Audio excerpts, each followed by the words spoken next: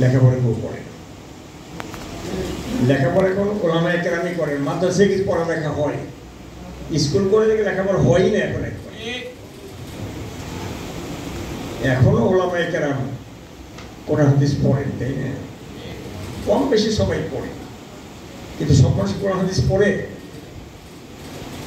এখন কোরআন হাদিসও সব মানুষ পড়ে না, কিন্তু ওলামায়ে কেরাম কম বেশি পড়তেই হয়, পড়েনি।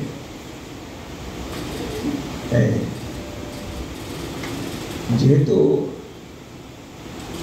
ওলামায়ে কেরামদের এই পড়াশোনার কারণে আপনারা ইতিহাস জানেন, শুধু এই উপমহাদেশে না, শুধু এই উপমহাদেশে না, সকল দেশে সকল স্বাধিকার আন্দোলনে ওলামায়ে কেরামদের ভূমিকা ছিল, সবচেয়ে অগ্রণী ভূমিকা ছিল ওলামায়ে কেরামদের।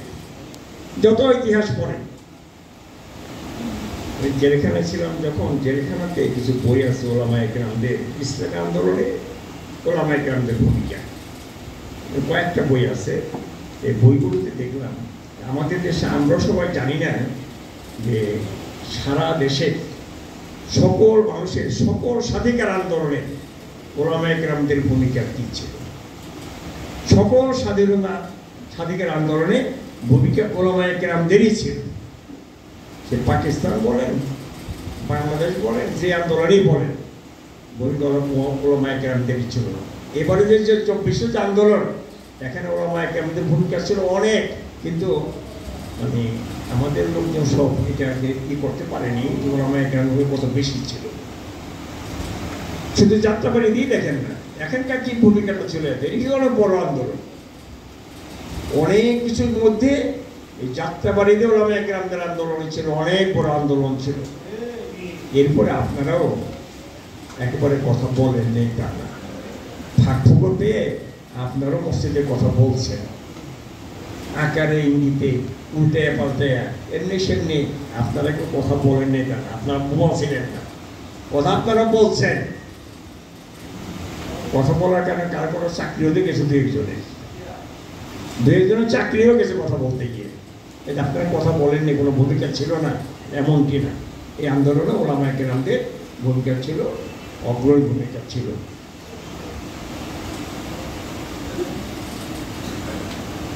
আমি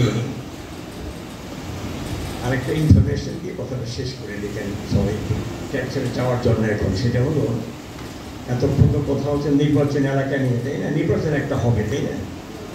নির্বাচন হবে ইনশাল্লাহ, এই আশা করে। একটা দল তারা হবে না, এই করছে, সে বদনাম বুদনাম ষড়যন্ত্র কিছু দেখে, এরা খালি খালি দেখে। নির্বাচনটা হয়ে যাবে, এরা বলতে ফেব্রুয়ারি দিয়ে দিতে হবে, আর ওরা বলছে যে আমাদের সময় দেওয়া আছে, ওই সময় হবে। আমরা বলছি নির্বাচন তো হবেই, নির্বাচনটা অবশ্যই হবে। তো নির্বাচনের আগে নির্বাচনের পরিবেশ তৈরি করতে হবে, যাতে করে সব মানুষ স্বাচ্ছন্দ্যে নিজের ভোট দিয়ে নিজের বাসায় ফিরে যেতে পারে, এমন একটা সুন্দর পরিবেশ তৈরি করতে হবে। আরেকটা কথা বলছি, এটা আমি সরকারকে বলছি যে নির্বাচনের পরিবেশ তৈরি করে দিতে হবে। আর যারা নাকি নির্বাচন করতে চায়, আমরা বলেছি যে সে দল, যত রাজনৈতিক দল আছে, আসেন সবাই আপনার ইলেকশন অংশগ্রহণ করেন, যা দল আছে সবাই করেন। এরপর বলছি শুধু দল কেন, দল ছাড়াও যদি কোনো শিল্পপতি, বড় লোক, ব্যবসায়ী ইলেকশন করতে আগ্রহ থাকে, আসেন ইলেকশন করেন, অসুবিধা করবেন। ইলেকশন সুযোগ তো আছে আপনাদের।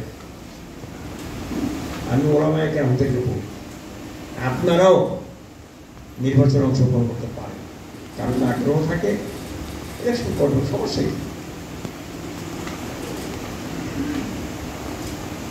আমরা বলছি হবে ঠিকই, কিন্তু সরকারকে বলছি এই নির্বাচনটার আগে একটা সমতল ভূমি তৈরি করে দিতে হবে। আর একটা হলো এই যে 2000 মানুষ, 2000-এর বেশি ছাত্র জনতা খুন হইল, এই খুনের বিচারটা হইতে হবে না? এই খুনের বিচারটা কইরা তারপরে নির্বাচন দেন। আরেকটা বলেছি নির্বাচনের জন্য ওই পরিবেশের মতো বললাম না, ওইটাই হলো যে সংস্কার অন্তত যতটুকু প্রয়োজনীয় সংস্কার ওইরা তাড়াতাড়ি দেন, আপনার অসুবিধা নেই। আমাদের আইনজীবী বলছেন যে আমরা 3 তারিখে কোনো কথা বলিনি, আমরা বলছি যে সংস্কার যেটুকু করা দরকার প্রয়োজনীয় ওইরা কালকেই দেন, আমাদের কোনো সমস্যা নেই। এর মধ্যে সরকার একটি করেছে নির্বাচনী এলাকা, যেটা পুনর্নির্ধারণ করেছে। সে পুনরুদ্ধার করতে গিয়ে হচ্ছে সোনারগাঁ, যেটা এটা বন্দর উপজেলা, যেটা মানে উপজেলায় যে অংশটুকু এটুকু সোনারগাঁর সাথে যোগ করেছে।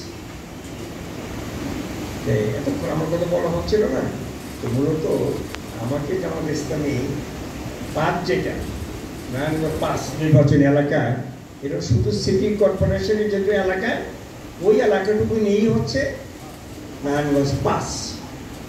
আর এই দুদিন আমি বন্দর পুরোটা ঘুরে বেড়াচ্ছিলাম, আমি ইকবাল সাহেবের পক্ষে কিছু কাজ করে ফেলেছি, অনেক আগেই দিয়েছি, অনেক কম করলে চলবে এখন।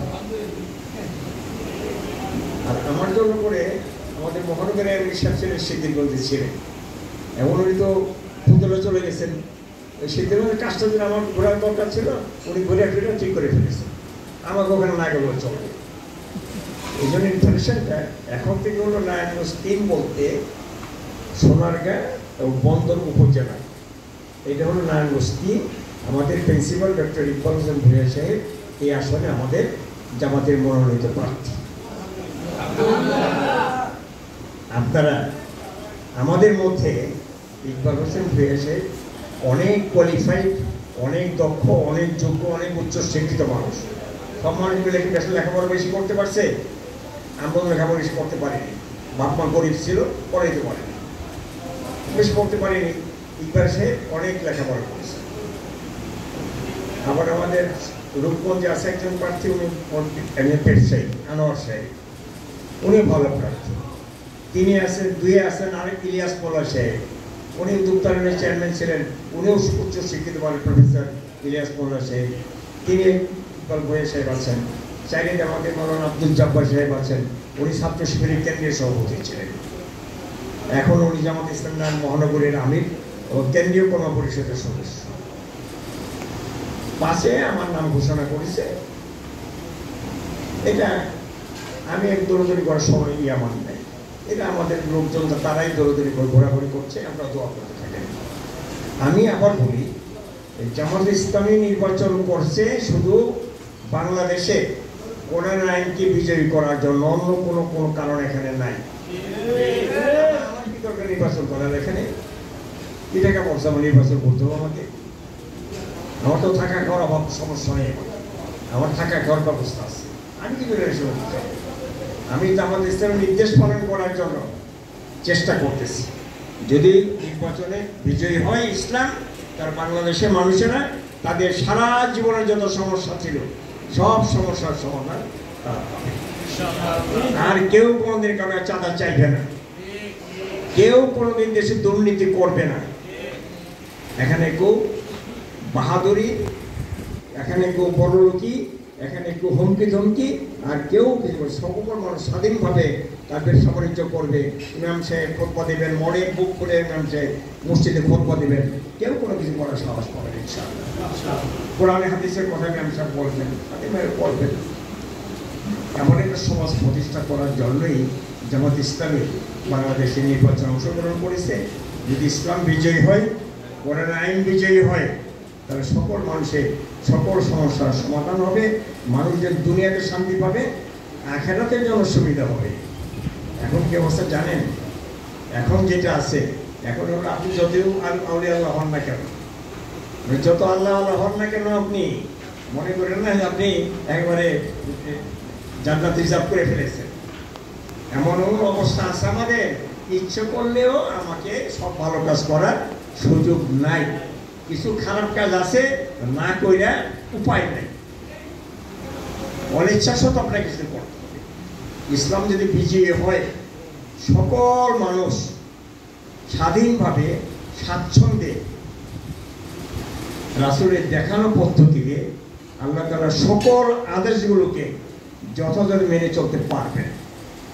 আর যত নিষেধ যত আছে, এই সকল নিষেধকে পরিহার করতে পারবেন। এটা পারলেই জান্নাতে যাওয়া যাবে। বাংলাদেশের সকল মানুষ জান্নাতে যেতে পারবে যদি সে ইসলাম বিজয়ী হয়। বাংলাদেশের সব মানুষকে জান্নাতে নিয়ে যাওয়ার জন্য জামাত ইসলামী বাংলাদেশে ইসলামকে বিজয় করার জন্য চেষ্টা করছে। আপনাদের সবাইকে এই কাজে অংশগ্রহণ করার জন্য আহ্বান জানাই। আমি একটা কথা বলে শেষ করে দিই। আল্লাহ তাআলা কোরআন হাকিমে এক জায়গায় বলছে যে দেশে কোরআনে চালু নাই ওই দেশের সকল মানুষের উপরে আল্লাহ তার নির্দেশ দিয়েছেন যে তোমরা সবাই মিলে যে যেখানে থাকো না কেন, মাদ্রাসায় থাকো, মসজিদে থাকো, খেতে থাকো, খামারে থাকো, কলেজে থাকো, স্কুলে থাকো, মাদ্রাসায় যেখানেই থাকো না কেন, সকল মানুষ মিলে তোমরা ইসলামকে বিজয়ী করার জন্য চেষ্টা করো। আকিমুদ্দিন ওয়ালা তাতাফাররাকু। যেই দেশে কোরআন চালু